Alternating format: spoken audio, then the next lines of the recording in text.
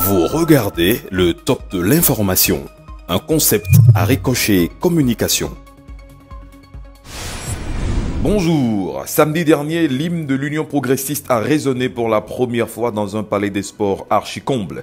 Fraternité a vécu la naissance de ce nouveau parti politique, célébré en chanson par des militants venus des quatre coins du territoire national. Des avis de certains intervenants, il était temps de passer à l'action après tant d'années passées à répéter en chœur l'échec de la pratique partisane en cours depuis bientôt 3 décennies.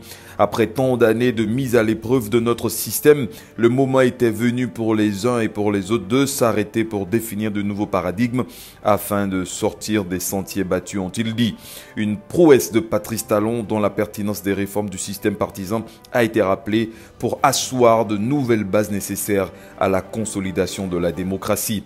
Pour le potentiel, c'est un pari gagné par le chef de l'État qui a su vaincre les démons de la division par cet engagement de plusieurs leaders de partis politiques que tout opposait de réussir à opérer les changements déterminants dans le paysage politique béninois.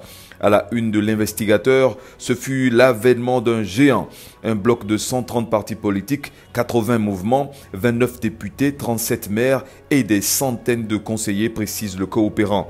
En gros titre, le quotidien note que l'Union progressiste mise sur les fonds baptismaux a 10 objectifs clairs dont, entre autres, la mise en œuvre des grandes lignes du projet de société, aimer le peuple béninois et le servir, la promotion d'une gouvernance éthique basée sur des valeurs humaines, aider les femmes et les jeunes à sortir de la pauvreté par le travail et la solidarité, œuvrer sans relâche pour le progrès économique et social, privilégier le producteur dans la répartition des revenus, vivre et défendre la démocratie et l'état de droit.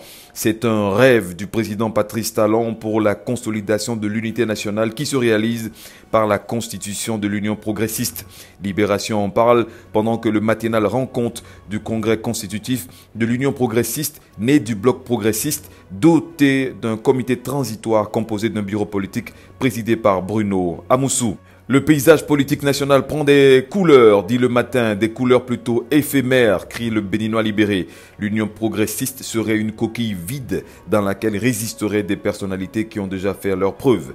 L'Afrique en marche évoque un tigre en papier, alors que Matin Libre analyse l'absence remarquable de certains partis alliés au congrès de l'Union progressiste. C'est ni plus ni moins que les signes avant-coureurs d'une cacophonie autour du chef de l'État, des signes avant-coureurs d'un combat entre mouvanciers sur le terrain. Et parlant du terrain, Nassiara cite l'ancien président Thomas Boniaï qui était au cours du week-end dernier au plus près des populations de la cité des Kobourou Parakou qui ont carrément forcé son cortège à l'arrêt pour un bain de foule. En résumé, la 7e édition de la quinzaine nationale pour l'emploi est lancée. Le matinal parle d'une approche solution du gouvernement pour lutter efficacement contre le chômage. À la une de l'événement précis, le sacre des champions récompensé au cours du gala des champions par le ministre des Sports Oswald Omeki au nom du gouvernement. Des trophées et plusieurs millions de francs CFA distribués aux sportifs béninois. Le tournoi de l'UFOAB U20 se déroulera sans le Bénin pour des polémiques sur des tests d'IRM. L'économiste nous guide dans l'univers des banques et des fonds de garantie, concurrents ou partenaires.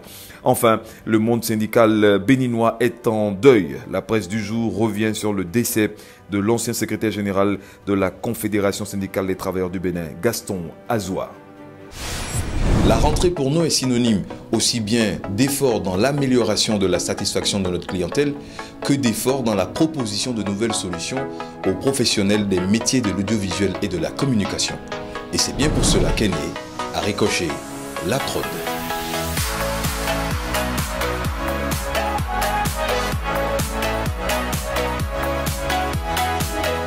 Vous êtes graphiste, vous êtes monteur, vous êtes ingénieur, vous êtes architecte. Vous avez des clients, vous avez des opportunités, mais pas de matériel pour travailler. Nous avons pour vous du matériel de dernière génération avec la dernière version de tous les logiciels.